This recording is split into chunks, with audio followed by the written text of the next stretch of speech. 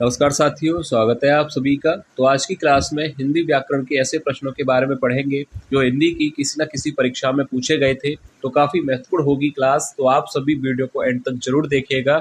और जो भी विद्यार्थी पहली बार क्लास ले रहे हैं, चैनल को सब्सक्राइब जरूर कर लें, क्योंकि ऐसे ही प्रश्न चैनल पर डेली कराए जा रहे हैं। तो आप सभी अपनी तैयारी के लिए चैनल से जुड़ सकते हैं। तो चलिए वीडियो को शुरू करते हैं और देखते हैं पहला प्रश्न। तो देखिए, पहला प्रश्न है, देशभक्ति में कौन सा समास है? ऑप्शन ए कर्मधारय, बी तत्पुरुष, सी द्वंद्व या ऑप्शन डी द्विगु समास। तो देखिए राइट आंसर क्या होगा? देशभक्ति में समास होगा ऑप्शन बी, यहाँ पर राइट आंसर हो जाएगा तत्पुरुष समास। याद रखिएगा, ये प्रश्न पूछा जाता है, देशभक्ति में समास होगा तत्पुरुष। अगला प्रश्न है, मैं आज नहीं पढ़ूंगा में कौन सा वाक्य है? ऑप्शन ए निषेधवाचक वाक्य, बी विधिवाचक वाक्य, सी आज्ञावाचक वाक्य या ऑप्शन डी संकेतवाचक वाक्य। तो देखिए राइट आंसर क्या होगा कि मैं आज नहीं पढ़ूंगा में वाक्य कौन सा होगा? तो option A he right answer हो जाएगा, निषेधवाचक वाक्य। याद रखिएगा, पहला ही ऑप्शन सही हो जाएगा। अगला प्रश्न है, निम्नलिखित में से कौन आग का पर्यायवाची शब्द नहीं है? ऑप्शन ए वायु सखा, बी हुतासन, सी विभावसु या ऑप्शन डी विपद का। तो राइट आंसर क्या होगा कि निम्नलिखित में से कौन आग का पर्याय शब्द नहीं है? तो देखिए, वायु सखा आग का पर्यायवाची होता है, हुतासन भी होता है और विभावसु। तो यहाँ पर ये ऑप्शन ए बी सी तीनों ही आग के पर्यायवाची शब्द हैं। तो राइट आंसर हो जाएगा ऑप्शन डी विपद का। विपद का आग का पर्यायवाची शब्द नहीं है। याद रखिएगा, ऑप्शन डी राइट आंसर होगा। अगला प्रश्न है, सर्वनाम कितने प्रकार के होते हैं? ऑप्शन ए 3, बी 4, सी 5 या ऑप्शन डी 6। तो राइट आंसर क्या होगा? सर्वनाम कितने प्रकार के होते हैं? तो राइट आंसर हो जाएगा ऑप्शन डी 6 प्रकार के। सरल प्रश्न है। अगला प्रश्न देखिए, इंद्र शब्द का स्त्रीलिंग रूप होगा, ऑप्शन डी आपको याद रखना है, इंद्राणी। क्लियर है आपको? इंद्र शब्द का स्त्रीलिंग रूप होगा इंद्राणी। अगला प्रश्न है, ऊ ध्वनि का उच्चारण स्थान क्या है? ऑप्शन ए तालु, बी ओष्ठ, सी कंठ या ऑप्शन डी दंतालु। तो देखिए, ऊ ध्वनि का उच्चारण स्थान क्या होता है? तो राइट आंसर हो जाएगा यहाँ पर ऑप्शन बी ओष्ठ। ओष्ठ यहाँ पर राइट आंसर होगा, ऊ ध्वनि का उच्चारण स्थान है ओष्ठ। काश आज वर्षा होती, इस वाक्य में काश कौन सा निपात है? ऑप्शन ए आदर बोधक, बी सीमा बोधक, सी विस्मयादि बोधक या ऑप्शन डी अवधारण बोधक। तो देखिए, काश आज वर्षा होती, इस वाक्य में जो काश है वह हो जाएगा ऑप्शन सी विस्मयादि बोधक। सरल प्रश्न है, ऑप्शन सी राइट आंसर हो जाएगा। याद रखिएगा, ऐसे ही प्रश्न पूछे जाते हैं और ऐसे ही प्रश्न वीडियो में लिए जाते हैं जो परीक्षाओं में आते हैं। ठीक है, तो ध्यान से देखिएगा और किसी भी प्रश्न पर कोई भी डाउट है तो कमेंट में पूछ सकते हैं। तो चलिए नेक्स्ट क्वेश्चन देखते हैं। गाल बजाना का क्या अर्थ है? ऑप्शन ए पिटाई करना, बी गाली देना, सी डींग हाँकना या ऑप्शन डी क्रोधित होना। तो राइट आंसर क्या होगा? गाल बजाना का क्या अर्थ होता है? तो ऑप्शन सी राइट हो जाएगा, डींग हाँकना। याद रखिएगा, गाल बजाना अर्थात डींग हाँकना। अगला प्रश्न है, सही वर्तनी छांटिए। तो देखिए ऑप्शंस दिए गए हैं आपको बताना है कि इनमें से कौन सी वर्तनी शुद्ध है। तो देखिए सीधा हम राइट आंसर पर ही टिक करेंगे। तो याद रखिएगा, और ये वर्तनी परीक्षा में पूछी जाती है। तो याद रखिए कि ज्योत्सना कैसे लिखा जाता है? तो राइट आंसर होगा option C. Option C right answer हो जाएगा। याद रखिएगा, और ये परीक्षा में पूछा जाता है, तो ध्यान से देख लीजिएगा। ठीक है, अगला प्रश्न है, कपीस में प्रयुक्त संधि का क्या नाम है? ऑप्शन ए वृद्धि संधि, बी विसर्ग संधि, सी व्यंजन संधि या ऑप्शन डी दीर्घ संधि। तो देखिए राइट आंसर क्या होगा कि कपीस में संधि कौन सी होगी? तो देखिए विसर्ग संधि और व्यंजन संधि ये दोनों तो होंगी नहीं, ये तो आपको ही पता है। अब या तो ऑप्शन ए वृद्धि संधि राइट आंसर होगा या ऑप्शन डी दीर्घ संधि। अब इसके लिए कपीस का संधि विच्छेद करते हैं। तो देखिए कपीस का अगर संधि विच्छेद किया जाए तो क्या होगा? कपे धन ईस, यही होगा। और यह किस नियम को दर्शाता है? यह दर्शाता है कि देखिए कपी का ई और ईस का ई मिलकर क्या बनाएगा? दीर्घ ई। ठीक है, तो यहाँ पर ऑप्शन डी राइट आंसर हो जाएगा, यह दीर्घ संधि का उदाहरण है। ठीक है, याद रखिएगा। सन्मति का सही संधि विच्छेद क्या है? ऑप्शंस दिए गए हैं, तो राइट आंसर क्या होगा? तो देखिए राइट आंसर पर ही टिक करेंगे। तो सन्मति का संधि विच्छेद होगा ऑप्शन बी। याद रखिएगा, सत धन मति, और यह व्यंजन संधि का उदाहरण है। क्लियर है आपको? अगला प्रश्न है, निम्नलिखित शब्दों में से किसमें विसर्ग संधि है? ऑप्शन ए नरेंद्र, बी सज्जन, सी सदैव, या ऑप्शन डी अतएव। तो राइट आंसर क्या होगा? विसर्ग संधि का उदाहरण आपसे पूछा गया है, तो इसके लिए आप संधि विच्छेद कर सकते हैं। तो देखिए, अगर नरेंद्र का संधि विच्छेद किया जाए तो क्या होगा? नर धन इंद्र। ठीक है, यहाँ तो कोई दिक्कत नहीं है आपको, नर धन इंद्र होगा, जो कि विसर्ग संधि का उदाहरण नहीं है। सज्जन का अगर संधि विच्छेद किया जाए तो क्या होगा? सत धन जन, सत धन जन होगा, और यह एक व्यंजन संधि का उदाहरण है, ना कि विसर्ग संधि का। सदैव का संधि विच्छेद किया जाए तो क्या होगा? सदा धन एव। ठीक है, ये होगा, तो यह भी व्यंजन और विसर्ग संधि का उदाहरण नहीं है। अब यहाँ पर ऑप्शन डी है अतएव, तो राइट आंसर तो यही होगा, पर इसका संधि विच्छेद देख लेते हैं कि क्या होगा। तो देखिए, इसका संधि विच्छेद होगा अतः धन एव। ठीक है, याद रखिएगा, ऑप्शन डी राइट आंसर हो जाएगा, कि विसर्ग संधि का उदाहरण आपसे पूछा गया था, तो ऑप्शन डी राइट आंसर हो जाएगा। ठीक है, अगला प्रश्न है, अनुनासिक व्यंजन कौन से होते हैं?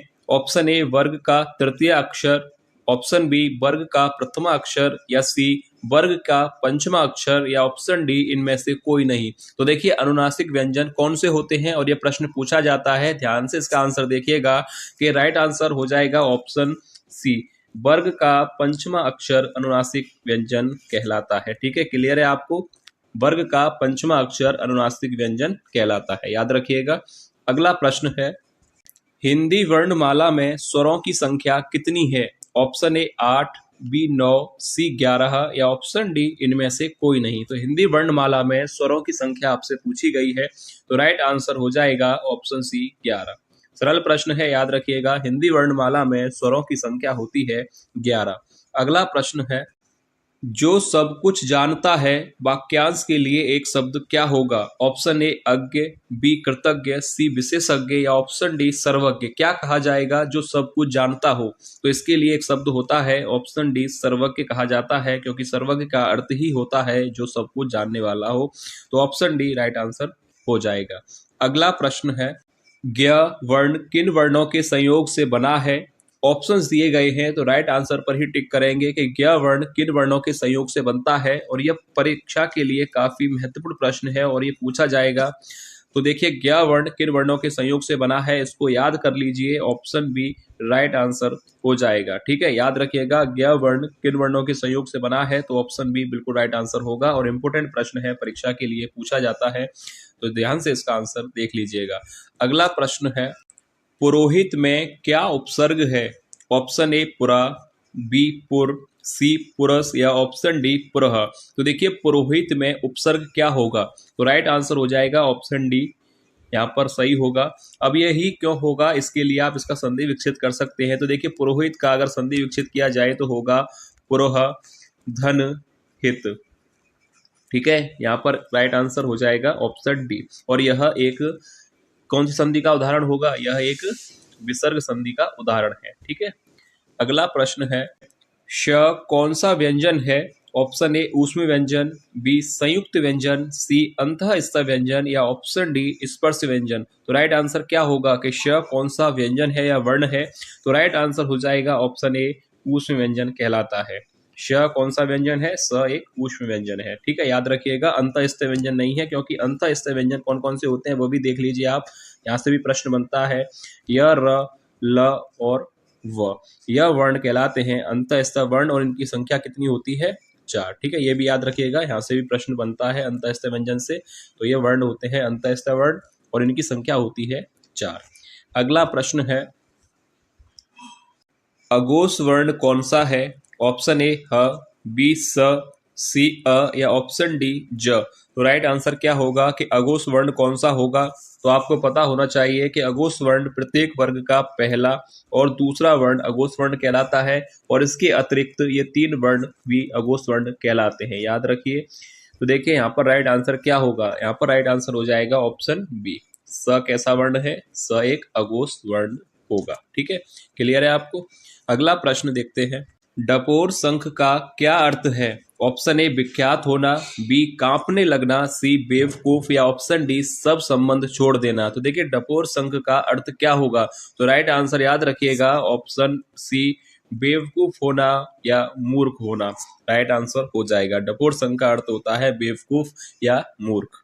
ठीक है, अगला प्रश्न है श्रृंगार रस का स्थायी भाव क्या है? ऑप्शन ए रति, बी उत्साह, सी हास या ऑप्शन डी शोक। तो देखिए श्रृंगार रस का स्थायी भाव पूछा गया है और ये प्रश्न पूछा जाता है परीक्षा में, तो ध्यान से इसका आंसर देखिएगा। ऑप्शन ए यहाँ पर राइट आंसर हो जाएगा रति। रति जो है श्रृंगार रस का स्थायी भाव है, उत्साह वीर रस का स्थायी भाव है, हास हास्य रस का स्थायी भाव है और शोक करुण रस का स्थायी भाव है। ठीक है, क्लियर है आपको। अगला प्रश्न है फल का क्या पर्यायवाची है? ऑप्शन ए पाजी, बी दुष्ट, सी नीच या ऑप्शन डी ये सभी। तो देखिए खल का पर्याय शब्द क्या होगा, तो ऑप्शन डी राइट आंसर हो जाएगा ये सभी। ठीक है, ऑप्शन डी राइट आंसर होगा। अगला प्रश्न है मनोज किसका पर्यायवाची है? ऑप्शन ए भरमा, बी महेश, सी कामदेव या ऑप्शन डी विष्णु। यहाँ पर विष्णु गलत लिखा गया है तो सही कर लीजिएगा। विष्णु किस तरह से लिखा जाता है आपको पता है। मनोज किसका पर्याय शब्द होगा, तो देखिए मनोज किसका पर्याय शब्द होता है? ऑप्शन सी कामदेव का। ऑप्शन सी राइट आंसर हो जाएगा, याद रखिएगा कामदेव। ठीक है, अगला प्रश्न है उपसर्ग का विलोम क्या होगा? ऑप्शन ए प्रत्यय, बी विसर्ग, सी सर्ग या ऑप्शन डी परसर्ग। तो देखिए राइट आंसर क्या होगा, उपसर्ग का विलोम शब्द क्या होगा, तो राइट आंसर हो जाएगा ऑप्शन ए प्रत्यय। ठीक है, सरल है, आपको पता होगा उपसर्ग का विलोम होता है प्रत्यय ना कि विसर्ग। ये तीनों ही गलत हैं, उपसर्ग का विलोम होगा प्रत्यय, याद रखिएगा। अगला प्रश्न है मरणासन में कौन सा समास है? ऑप्शन ए तत्पुरुष समास, बी द्वंद्व समास, सी कर्मधारय समास या ऑप्शन डी द्विगु समास। तो देखिए मरणासन में कौन सा समास होगा, तो राइट आंसर हो जाएगा ऑप्शन ए तत्पुरुष समास। पहला ही ऑप्शन यहाँ पर सही होगा, मरणासन में समास होगा तत्पुरुष समास। ठीक है, याद रखिए। अगला प्रश्न है नियति शब्द का समानार्थी शब्द क्या है? ऑप्शन ए चरित्र, बी स्वभाव, सी कर्म या ऑप्शन डी भाग्य। तो नियति शब्द का समानार्थी शब्द पूछा गया है आपसे, तो देखिए राइट आंसर हो जाएगा नियति शब्द का समानार्थी होता है भाग्य। ऑप्शन डी राइट आंसर हो जाएगा। ठीक है, नियत नहीं है, ये नियति है, नियति का समानार्थी शब्द होता है भाग्य। अगला प्रश्न है लड़का दौड़ता है वाक्य में लड़का किस संज्ञा का उदाहरण है? ऑप्शन ए व्यक्तिवाचक संज्ञा, बी भाववाचक संज्ञा, सी जातिवाचक या ऑप्शन डी इनमें से कोई नहीं। तो देखिए लड़का दौड़ता है, इस वाक्य में लड़का शब्द जो है किस संज्ञा का उदाहरण होगा, तो ऑप्शन सी सही हो जाएगा जातिवाचक संज्ञा का। सरल प्रश्न है, जातिवाचक संज्ञा का ही उदाहरण होगा, ऑप्शन सी राइट आंसर हो जाएगा। अगला प्रश्न है स और ह कौन से व्यंजन है? ऑप्शन ए संयुक्त, बी उत्क्षिप्त, सी ऊष्म या ऑप्शन डी स्पर्श। तो देखिए इंपॉर्टेंट प्रश्न है परीक्षा के लिए, मैंने भी आपको बताया था कि ये वर्ण कौन से होते हैं, तो याद रखिएगा ऑप्शन सी ये सभी वर्ण कहलाते हैं ऊष्म वर्ण या ऊष्म व्यंजन। ठीक है, ये प्रश्न इनसे बनता है, याद कर लीजिए। ये चार जो वर्ण है वो ऊष्मीय वर्ण या ऊष्मीय व्यंजन कहलाते हैं, इनकी संख्या होती है 4। अगला प्रश्न है इनमें से कौन अंतःस्थ व्यंजन है? ऑप्शंस दिए गए हैं और आपको बताना है कि अंतःस्थ वर्ण या व्यंजन कौन से हैं। तो अभी मैंने आपको बताया था, तो याद रखिएगा ऑप्शन डी राइट आंसर हो जाएगा। ऑप्शन डी राइट आंसर होगा य, र, ल, व। यह सभी वर्ण या व्यंजन अंतःस्थ व्यंजन कहलाते हैं और इनकी संख्या होती है 4। यहाँ से एक प्रश्न बनता है और एक प्रश्न ऊष्मीय वर्ण से बनता है, तो याद कर लीजिएगा, ये नंबर आपको दिला सकते हैं। अगला प्रश्न है निम्नलिखित में से कौन सा शब्द वर्तनी की दृष्टि से शुद्ध है? तो देखिए प्रतिनिधि शब्द की वर्तनी आपको बतानी है कि कौन सा ऑप्शन सही होगा जिसमें प्रतिनिधि शब्द सही लिखा गया है। तो देखिए ऑप्शन बी राइट आंसर हो जाएगा। प्रतिनिधि किस तरह से लिखा जाता है? ऑप्शन बी बिल्कुल सही है, प्रतिनिधि गलत है, ऑप्शन ए गलत है, सी और डी तीनों ही गलत हैं। ऑप्शन बी राइट आंसर होगा, प्रतिनिधि लिखा जाता है इस तरह से, याद कर लीजिए, और इसकी वर्तनी शुद्ध है। अगला प्रश्न है देश में जन्मा शब्द क्या कहलाता है? ऑप्शन ए आगत, बी विदेशी, सी देशज या ऑप्शन डी इनमें से कोई नहीं। तो देखिए देश में जन्मा, ऑप्शन सी देशज। सरल प्रश्न है, ऑप्शन सी राइट आंसर हो जाएगा देशज। अगला प्रश्न है गाड़ी शब्द क्या है? ऑप्शन ए आगत, बी विदेशी, सी विदेशज या ऑप्शन डी देसी। तो देखिए गाड़ी शब्द कैसा शब्द है, तो राइट आंसर हो जाएगा यहाँ पर ऑप्शन डी, यह एक देशज शब्द है, तो ऑप्शन डी राइट आंसर हो जाएगा। ठीक है, अगला प्रश्न है, निम्नलिखित शब्दों में से फारसी शब्द का क्या उदाहरण है? ऑप्शन ए अक्ल, बी अल्लाह, सी औरत या ऑप्शन डी आवाज। तो राइट आंसर क्या होगा? फारसी शब्द आपको बताना है, इनमें से कौन सा होगा। तो राइट आंसर हो जाएगा ऑप्शन डी आवाज। आवाज कैसा शब्द है? आवाज है फारसी शब्द, याद रखिएगा। आवाज किस भाषा का शब्द होगा? आवाज होगा फारसी भाषा का शब्द। अगला प्रश्न है, चाय किस भाषा का शब्द है? ऑप्शन ए फ्रेंच, बी अंग्रेजी, सी चीनी या ऑप्शन डी जापानी। तो राइट आंसर क्या होगा? और यह भी प्रश्न पूछा जाता है परीक्षा में कि चाय किस भाषा का शब्द होगा। तो राइट आंसर आपको याद रखना है ऑप्शन सी, चीनी भाषा का शब्द है चाय, याद रखिएगा। सरल प्रश्न है। तो ये था आज की वीडियो का लास्ट प्रश्न। और जो भी विद्यार्थी पहली बार क्लास ले रहे थे, चैनल को सब्सक्राइब जरूर कर लीजिएगा, क्योंकि ऐसे ही प्रश्न चैनल पर डेली कराए जा रहे हैं। तो आप अपनी तैयारी के लिए चैनल से जुड़ सकते हैं। ठीक है, तो चलिए मिलेंगे नेक्स्ट क्लास में और महत्वपूर्ण प्रश्नों के साथ। तब तक के लिए धन्यवाद।